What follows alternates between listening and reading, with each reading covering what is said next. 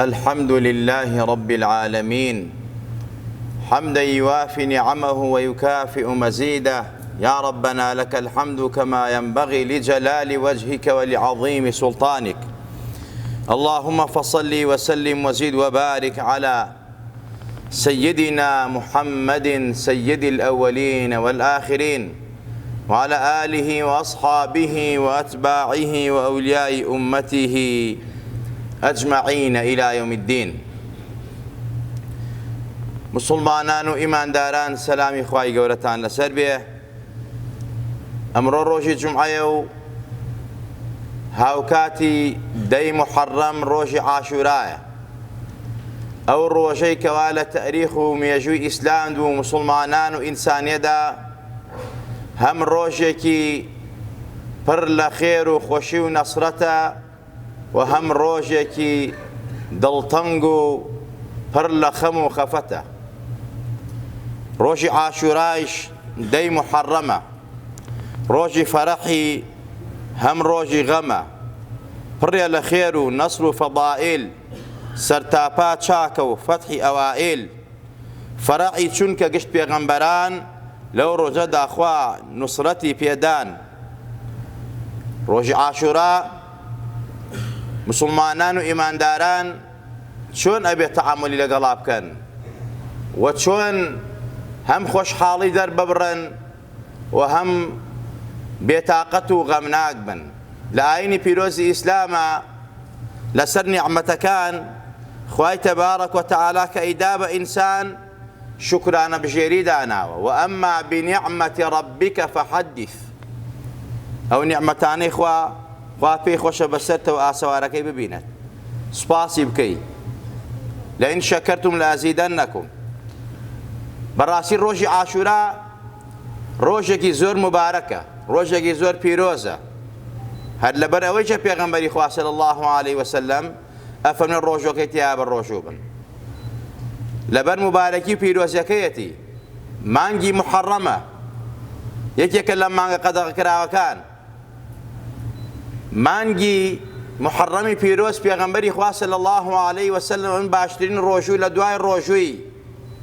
مانگی ڕەمەزان ڕۆژووی مانگی محەڕەمە شەهرڵڵاه، بە شەهرڵڵاه مەشهورە و باشترین نوێژ لە دوای نوێژە فەرزەکان سونەتی قیام اللەیل و شەو نوێژە.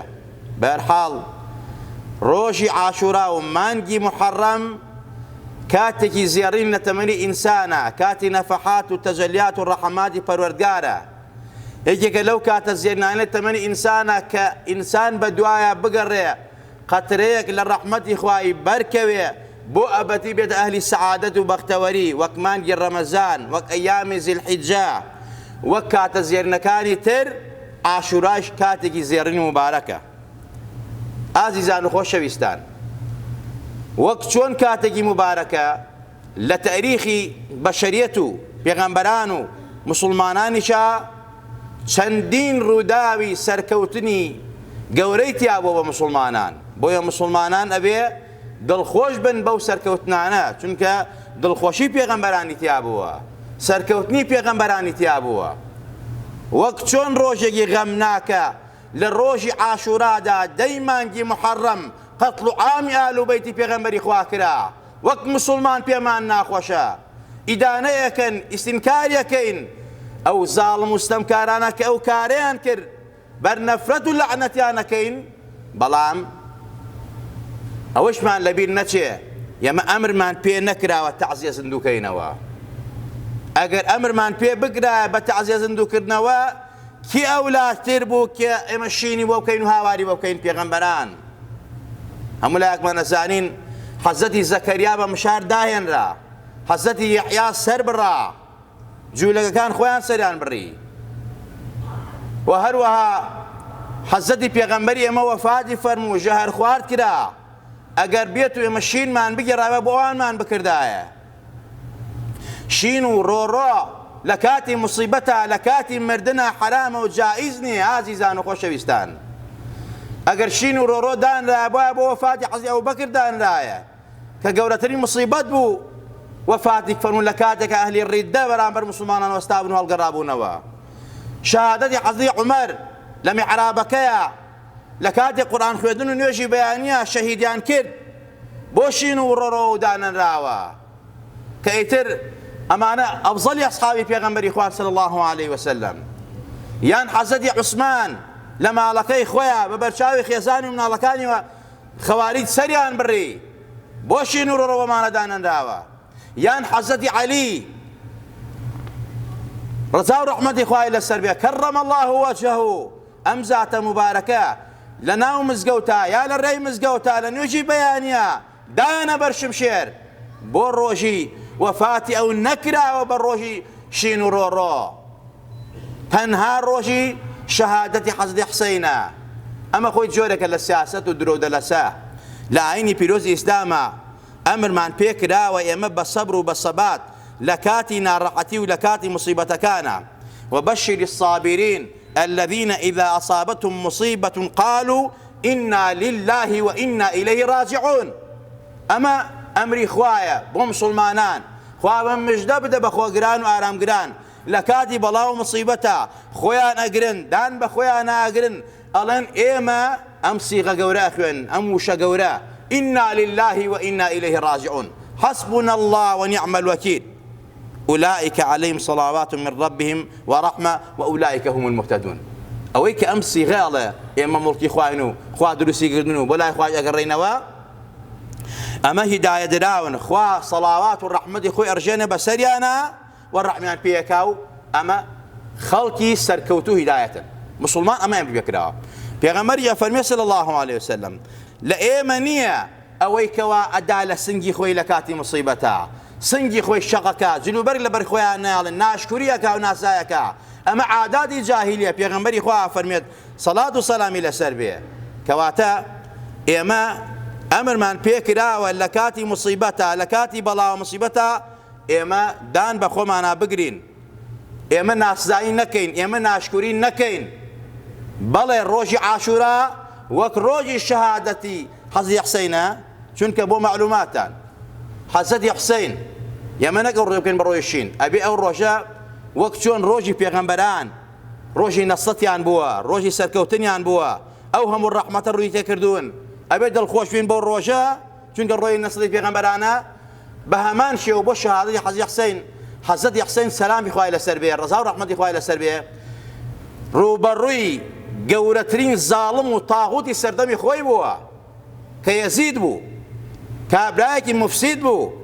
ئەم زاتە کە ڕوبەڕووی بوویەوە فەرمووی ئەمە بۆ وەلی ئەمری مسلمانان نابێ وەلی ئەمری مسلمانان نابێ فاسق بێ و فاجر بێ و عەرەخوەر بێ و زیناکار بێ و دوور لە دین بێ. وەلی ئەمری مسلمانان خوا ئەمری بە ئیتاعەی کردووە بەڵام لە مسلمانان بێ لە ئیمانداران بێ. حەزەتی حوسەین گەورەترین شۆڕشی کە بەرامبەر بە زاڵم و ستەمکار لە سەردەم و زەمەنی خۆیان کەواتە مەشخەڵەکەی شۆڕشەکەی ئەبێ ئێمە دڵخۆش بین بەو شۆڕشەی ئەو چونکە ڕۆحی خۆی لە پێناوەدانا عائیلەکەی لە پێناوەدانا 25 نەفەر لە نێرینەی ئومەتی پێغەمبەری خوا ئالوبەیتی پێغەمبەری خوا لە یەک بنە ماڵە لە مامە و لە برازا و لە کوڕەکانی خۆی لە ڕۆژی کەربەلادا حەزەتی حوسەین هەمویان سەر بڕان ئالوبەیتی پێغەمبەری خوا صلی الله علیه وسلم لەلایەن جێشی یەزیدەوە لەلایەن عوبەیدوڵای کوڕی زیادەوە لەلایەن ئەهلی عێراقەوە ئەو ئەهلی عێراقەی کە ئەمڕۆ شینی بۆکە هاواری بۆکە حتا حەزەتی حوسەین کە ئەمە مێژوو باسیەکە تاریخ باسیەکە کە لە مەدینە بوو ئەهلی کوفە کە یەزید کرا بە خەلیفەی مسلمانان ئەهلی کوفەدانەوە بەیعەتی پێ نادەین با حەزەتی حوسەین بێ خاوەنی حەقا ئێمە بەیعەت بەوە دەین ئەهلی کوفە و عێراق زای لە 50,000 کەس جوابیان نار حەزەتی حوسەین مسلیمی کوڕی عوقەیلی نار ئامۆزای خۆی فەرمووی تۆ لە پێشا بڕۆ بۆی کەوا زاڵم و ستەمکار و مفسید نەبێتە والی مسلمانان نەیەڵین کاتی خۆی ئێمە لە حەقی خۆمان خۆش بووین حەزەتی حەسەنی برام تەنەزولی کرد لەبەرەوە لە ناو مسلمانە شەڕ نەبێ ئاژاوا دروست نەبێ ئێمە حەزەتی مەعاویمان کرد بە خەلیفەی مسلمانان ئەمەش موعجزەی پێغەمبەری خوا هاتەتی فەرمووی ئەم دوو کوڕی منە حەزەتی حەسەن و حوسەین سەیدا شەوابی ئەهلی جەنە گەورەی گەنجەکانی باش ومێدەوارم حەزەتی حەسەن بێتە مای سڵح و ئاشتەوایی لە نێوان دوو فیرقەی گەورەی مسلمانانە. ئەوە بوو دوو فیرقەی گەورەی مسلمانان بەرامبەر یەک ڕاوەستان. حەزەتی حەسەن کە خەلیفەی مسلمانان بوو فەرمی من وازیەنم با حەزەتی معاویە بێ بەس شەڕ لە نێوان مسلمانانە بێ. ماوەیەکی زۆر شەڕ و ئاژاوە نەمانیە مسلمانانە بە بەرەکەتی حەزەتی حەسەنی کوڕی حەزەتی عەلی. بەڵام لە پاشان کە یەزید دانرا ئەسحابەکانی قبوڵیان نەبوو، ئەولادی ئەسحابەکان قبوڵیان نەبوو، مفسید بوو. بەڵام حەزەتی حوسێن هات گیانی خۆی و ماڵ و منداڵی خستە ئەم خەتەرەوە بەرامبەر ئەم زاڵ مستەمکارەوەستا کەواتە ڕۆژی عاشورا مەشخەڵی شۆڕشی عەدل و عەدالەتە، مەشخەڵی شۆڕشی ئەو زاتەیە بەرامبەر زاڵ و مستەمکار. ئێمە نابێ بەڕاستی بکەین بە شین و شەپۆر، ئەمە ئازایی و جورئەت و گەورەی و شجاعەتی حەزەتی حوسێن نەگەیەنێت. ئازیزان و خۆشەویستان، حەزەتی حوسێن لە مەدینا بوو، لە مەکە و مەدینا بوو. حەزەتی عەبدوڵای کوڕی عەباس فەرمی تکات لێ یەکەم مەڕۆ. حەزەتی حەسەنی برای فەرمی تکات لێ یەکەم مەڕۆ. عەبدوڵای کوڕی عومەر فەرمی تکات لێ یەکەم مەڕۆ. عەبدوڵای کوڕی زوبەر فەرمی بۆ هێشتان بڕۆ، وەڵڵی لە مەکە و مەدینا ئەبوا بەسەر جەنازەی منا بڕۆشتان نەمێڵا بڕۆ، چونکە یەزید و جێشیەشی زاڵمە ئیهانەیەکەن. بەرحاڵ ئەم هەموو سەحابە تەکلیفیان نەکرد فەرمین نەخێر هەر ئەڕۆم نابێ ئەو حەق و مافە بفەوتێت کەوا بەڕاستی زاڵم مستەمکارێک وەلی موسڵمانان بێت، عەرەقخۆرێ وەلی موسڵمانان بێت. موسڵمی کوڕی عوقەیلم ناردووە بەڵام ئەهلی عێراق خیانەتیان لێ کرد.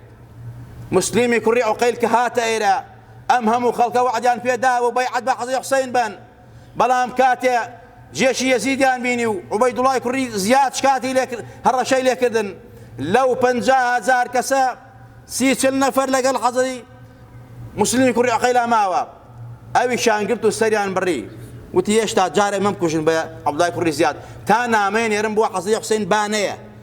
نامەکەی نووسی بەڵام نامەکە نەگەیەنێ کار لە کات رازا و حەزەتی حوسێن هات تا گەشتە دەشتی کەربەلا. لە دەشتی کەربەلا جێش چواردەوریان کرد، کەسی لەگەڵا نییە، ئەهلی عێراق خیانەتیان لێ کرد. هەتا عەبدوڵای کوڕی عومەر فەرمی بۆ کوێ ڕۆی؟ بۆ وڵاتێکە ڕۆی باوکیان شەهید کرد، بۆ وڵاتێکە ڕۆی ئەم هەموو زەربەیان لێدای، ئەهلی شیقاق و نیفاقن. لە ناو کەربەلادا لە دەشتی کەربەلادا لە مانگی محەڕەمە لە 60 کۆچیە ساڵی 60 کۆچی ئەولادی پێغەمبەری خوا بە ئیهانەوە بە تیونەتیەوە بە داماییەوە خۆی و کوڕەکانی و برازاکانی و 5 برای نزیکی 5 پیاویان 25 پیاویان لە دەشتی کەربەلا بە برسێتی تیونەتی سەربڕان. ئەمە خیانەتێکە لە مێژووی ئیسلامە بەڕاستی قەت لە یاد ناکرێت، قەت لە بیر ناچێت لە ئەهلی سونە. بەڵام کەسانێک ئەهلی سونەت و مەدبارەکەن بەوەی کەوا ئەڵێن بەڕاستی هیچ مووقیفێکیانەوە نەخێر، ئەهلی سونە مووقیفیان بووە ويزيد وأتباع يزيد بتاوان زانن وبلكو چەندین ڕوبەڕوویشان ڕووی دالۆ سەردەما لە ئەولادی سەحابەی پێغەمبەری خوا هەتا لە مەکە و مەدینە وەکو بڵێ تەزاوراتێک کرا دژی ئەم مەوقیفەی یەزید و عوبەیدوڵای کوڕی زیاد بەرامبەر بە ئاڵ و بەیتی پێغەمبەری خوا صلی الله عليه وسلم. بەڵام کاتێک کە زاڵمێک هێزی بەدەستەوە بوو، جێشی بەدەستەوە بوو، جاشی بەدەستەوە بوو، قۆی بەدەستەوە بوو، لەو کات و سادا یەزید ئەوانەی بەدەستەوە بوو. بۆیە ئەهلی سونە و جەماعەت عولەما و زانایان ئەم ڕۆژە بە ڕۆژێکی خەفەتبار و ناڕەحەت دەزانن، لەگەڵ ئەوەی شاڵن ڕۆژی مەشخەڵی شۆڕشی عەدل و عەدالەتە و حەزەتی حوسەین بەرامبەر زاڵم و ستەمکار کردی. ئێمە وەکو ئەهلی سونە بێتاقەتین پێی، بەڵام ناشکریش ناکەین و ناسزایی ناکەین، تەعزیەبار نابین. خوا ئەمرمان پێیەکە ئێمە لە کاتی موسیبەت و ناڕەحەتیە ئارام بگرین و دڵمان ژانەکە بۆ ئەو ڕۆژە، بۆ ئەولادی پێغەمبەری خوا، بۆ خانەوادەی پێغەمبەری خوا صلی الله علیه وسلم، چونکە ئال و بەیتی پێغەمبەری خوا و حوب و خۆشەویستی ئال و بەیتی پێغەمبەری خوا ئازیزان و خۆشەویستان ئاگادار بن، واجبە، ڕوکنی دینە. خوا ئەفەرمێت لە قورئانە، پێغەمبەر ئەمری پێ کردووە، پێغەمبەر من لە دوای خۆم قورئان و ئال و بەیتەکەم بەجێهێشتوون، ئێوە شوێن ئەوان کەون، سەرکەوتووە بن، بەختەوەرە بن. ئەگەر لەوانتان لادا بەڕاستی بەدبەخت و نەکبەتە بن. ئال و بەیتی پێغەمبەری خوا صلی الله علیه وسلم وسپاس بۆ خوا الحەمدوللا لەوەتەی کورد کوردیشە خوا عیززەتێکی پێداوە خزمەتێکی چاکی ئالوبەیتی پێغەمبەری خوای کردووە. شێخ ئیسا و شێخ موسا باشرین بەڵگەیە لە کاتێکەکەوە لە هەموو سەردەمی حکومەتەکانی ئیسلامیە کە زاڵم و ستەمکاری تیا بۆ حکمی کردووە و سەید قڕانە ڕوویا و ئالوبەیتی پێغەمبەری خوایان قڕان کردووە لە هیچ کوێ جێیان نەبووەتەوە لە ناو کووردا جێیان بووەتەوە ڕێزیان لێگرتوون حورمەتیان لێگرتوون ئەمەش فەزلێکە بۆ قیامەتی خۆمان بۆ خزمەت پێغەمبەری خوا صلی الله علیه وسلم. ئازیزان و خۆشەویستان ئەو ڕێزەی کورد گرتووەتی لە ئالوبەیتی پێغەمبەری خوا هیچ میلەتێکی تر نەیگرتووە چونکە بەڕاستی ئالوبەیتی پێغەمبەری خوا ئیمامی شاوی من حب و خۆشەویستیان واجبە لە قورئان ئاماژەی پێکراوە. هەر کەسی ئالوبەیتی پێغەمبەری خۆش نەبێ لە ئیمانی خۆی بترسێت. خۆشەویستی ئالوبەیتی پێغەمبەری خوا ئەمە معناوە کابرا شیعە بێ شیعی عەلی بێ نەخێر بەڵکو ئەوان وەک ئەرزم کردن ئەمە کتێبەکانی خۆیان مەسعودی لە تاریخەکە باسەکە فلان فیسار فلان ئەمینی لە کتێبی خۆیان باسەکە ئەڵێ ئەو کەسانی کەوا ئەمڕۆ شین و شەپۆر بۆ حوسەینەکەن لە عێراقا ئەوانە بوون شەهیدیان کرد ئەوانە بوون ئیهانەیان کرد درۆیان لەگەڵا کرد غەدریان لێ کرد خیانەتیان لێ کرد. ئازیزان و خۆشەویستان لەگەڵ ئەوەشا ڕۆژی عاشورا ئەو ڕۆژە مبارەک و پیرۆزەیە کە حەزەتی ئادەم تەوبەی کرد خوا تەوبەکەی قبوڵ کرد و هەر لەو ڕۆژەدا حەزەتی نوح ڕزگاری بوو لە تۆفانەکە خۆی و قەومەکەی و هەر لەو ڕۆژە بە حەزەتی ئیبراهیم خوای تەبارەک و تەعالا ڕزگاری کرد لە ئاگر لە نەمرود لە سزن لە دیلایەتی لە کۆیلایەتی هەر لەو ڕۆژەدا بوو ڕۆژی عاشورا کە بەڕاستی حەزەتی ئەیوب خوا شیفایدا حەزەتی یونس لە سکی حوتا ڕزگاری بوو قەومەکە ئیمانیان پێهێنا هەر لەو ڕۆژەدا حەزەتی یوسف و حەزەتی یاقوب شاد بوونەوە دەی محەڕەم و دەی ڕۆژی مانگی محەڕەم زۆر مبارەک و پیرۆزە عاشورا و هەر حەدیثی صحیح ئاماژەی پێکا لە دەی محەڕەما بوو ڕۆژی عاشورا بوو حەزەتی موسا و قەومەکەی ڕزگاریان بوو لە دەستی فیرعەون و جنودی فیرعەون کە پێغەمبەری خوا چۆن مەدینە جوولەکان بە ڕۆژۆ بوون فەرمی ئەم ڕۆژە چ ڕۆژەکە بۆ تیا بە ڕۆژۆ بن وتی ئەم ڕۆژە ڕۆژی نەجاتی حەزەتی موسا و ڕزگاری قەومەکەیەتی ئێمە لە سوپار شکرانە بژێری خوادا بە ڕۆژۆ بین کە خوا ئەو نیعمەتەی ڕژان بەسەر موسا و قەومەکەی موسا پێغەمبەری خوا فەرمی نحن ئەولا بموسا منکم ئێمە لە ئێوە ئەولاترین بە حەزەتی موسا موسا برای منە لە پێغەمبەرایەتیە قەومەکەی من ئومەتەکەی من ئێوە شتیا بە ڕۆژوو بن بۆیە ڕۆژی عاشورا پێغەمبەری خوا ئەمری پێ کردووە و فەرمێ سونەتە و هەتا فەرمێتی من حسابێکم لای خوا کەفارەتی 1 ساڵ تاوان بێ تاوانی سەغیرە بە ئومەتەکەم ئەمە بەرەکەتی ڕۆژی عاشورایە.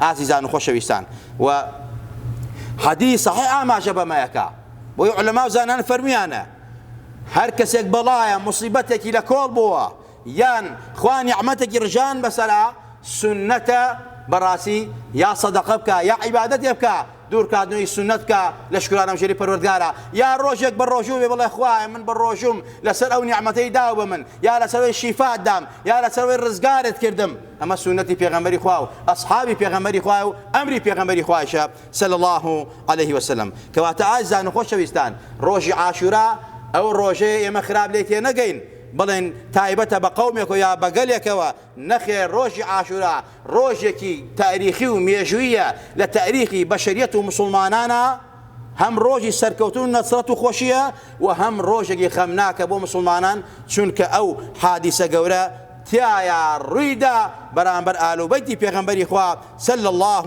علیه وسلم هەموو لایەکمان ئەبێ ئاگامان لە زارمان بێ لە دەممان بێ بەتابەت بەرام ئەصحابی پێغەمبەری خوا صلی الله علیه وسلم ئەصحابی پێغەمبەری خوا تاوانێکیان نەبووە لەما خەڵکێک ئەمڕۆ بەناو حوبی ئالوبەیت و خۆشەویستی ئالوبەیتەوە لەناو حتا ئەهلی سونەیشا هەندێک بەڕاستی کەم تەرخەم هەیە حەزرەتی حوسێن بەغەڵەت دەزانێت ئەڵێ بۆچی ڕۆی کاکە حەزرەتی شۆڕشێکی بەرامبەر زاڵم و ستەمکار یعنی غیرەت و شەهامەت و گەورەی و شجاعەتی و زاتە ئەگەیەنێت تۆ چۆن تاوانباریەکەی نەخێر غەڵەتی نەکردووە خوا ما أطيعوا الله وأطيعوا الرسول وأولي الأمر منكم ولي أمر لخوتان بيو مسلمان بيو عادل بيو داتبر بيو عرقور وزناكر نبي تو واتوي طاعيكي حسد حسين عالم منطلقه وفرمي من راسي نابم فاسدك ولي أمر بيه بلان بداخل وهركو ملقنا لي سنالا حسد حسين غلطي كدوبان نسوها ئەمە گەورەترین بێئەدەبیە بەرامبەر ئاهل بەیتی پێغەمبەری خوا.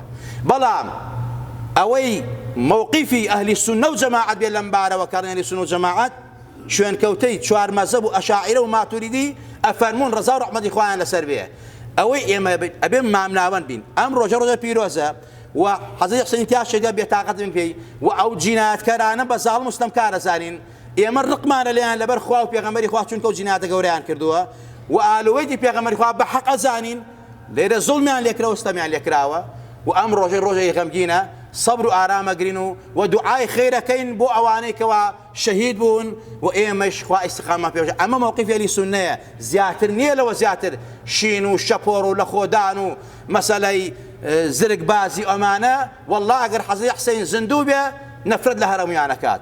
والله ئەگەر حەزرەتی حوسێن زیندوو بێ چۆن بەرامبەر یەزید و سا بەرامبەر ئەوانیشەوە سێت، چونکە ئەوان ئەهلی شەرع بوون، ئەهلی دین بوون، پەیامی پێغەمبەری باپیری خۆیان ئەگەیەنن وەکو گەیاندویانە بە حەق و بەڕاستی، چونکە ئەم پەیام و ئەم دینە ئاهل بەیتی پێغەمبەری خوا گەیاندویانە. بڕۆ سەری هەرچی عالم و زانە قەدیمەکان کە هەر هەمویان سەید و ئەولادی پێغەمبەرن ئەکسەریان کە خزمەتیان بەم شەریعەتە کردووە.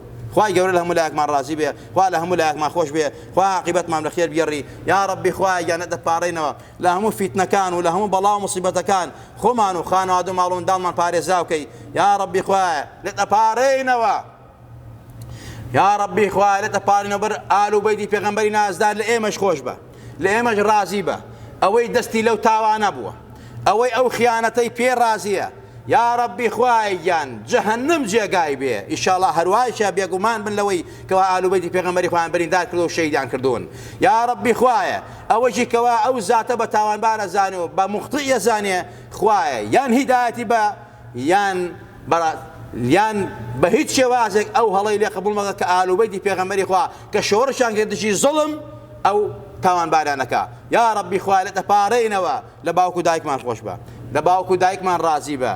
یا ڕەبی خوای دادی گەنجەکانمان بە، عاقبەتی پیرەکانمان بەخێر بگێڕە. یا ڕەبی خوای ئەوەی بە ناوی حوب و خۆشەویستی ئاهل بەیتەوە ئازاری ئەسحابی پێغەمبەری خوادا، ئازاری ئاهل بەیتی پێغەمبەری خوادا، خوای لێ قبوڵ نەکەی. یا ڕەبی خوای لێ قبوڵ نەکەی. یا ڕەبی خوای بە ئیمان و مانژێنەوە بمان بێنەوە زیندومان کردەوە. یا ڕەبی خوای گیان خۆمان و خانەوادە و وڵات و نیشتیمانمان لە بەڵاو و باو نەخۆشین پارێزراوکەی. یا ڕەبی خوای لامان دەی لە هەموو بەڵاو مصیبەتێک، خوای کوردستانمان پارێزراوکەی. یا ڕەبی خوای گیان ئەم میلەتە هەژارە، ئەم میلەتە دڵسۆزە، ئەم میلەتە خاوەن هەموو عیزەتە. یا ڕەبی خوای گیان بمانگەێنە بە ئاواتی خۆمان. یا ڕەبی خوای زاڵم و ستەمکار زاڵمەکە بەسەرمانە. یا ڕەبی خوای مەمان خە لە ژێر چەپۆکی زاڵم و پۆستاڵی پڕ لە تاوانی زاڵم و ستەمکاران. یا ڕەبی خوای گیان ئەم وڵاتەمان بۆ یەکجاری ڕزگاری بێ، ئەوەی دۆستمانە دۆستی بی، ئەوەی یارمەتی دەری ئەم میلەتەی خوا یارمەتی دەری بی، ئەوەی دژمنی دینمان، ئەخلاقمان، خاکمان، وڵاتمان، نیشتیمانمانە، دژمنی کولتورمانە، نانبڕمانە، دژمنی حیات و ژیانمانە. خوای ئەگەر شیاوی دادی، ئەگەر شیاوی دادنە خوای عالیەها سافی لەها، خوای تەفروت ناکەی، خوای ژێر و ژووریکەی، خوای عیزەت و نەسەت بدەن مسلمانان یەخەی. یا ڕەبی خوای بە ئیمان و مانژێنەوە بمان بێنە زیندومان کەرەوە لە ڕۆژی قیامەتشا لە خزمەت ڕەسوولی ئەکرەمە. خوای ئەو پێغەمبەرە باگمان بکا و دەرمان نەکا، بە دەستی مبارەی خوای کەوسەرمان بیتێ. یا ڕەبی خوای گیان لێ دەپارڕینەوە دوعاکانمان قبوڵکە. یا ڕەبی خوایە ئەوەی کەوا خزمەت بەم شەریعەتەکە، ئەوەی خزمەت بە فەقیر و ژارانەکە، ئەوەی یارمەتی فەقیر و ژارانەدا، ئەوەی ماڵەکەی تو ئاوەدانەکە، خوای گیان ڕەحمی پێ بکەی.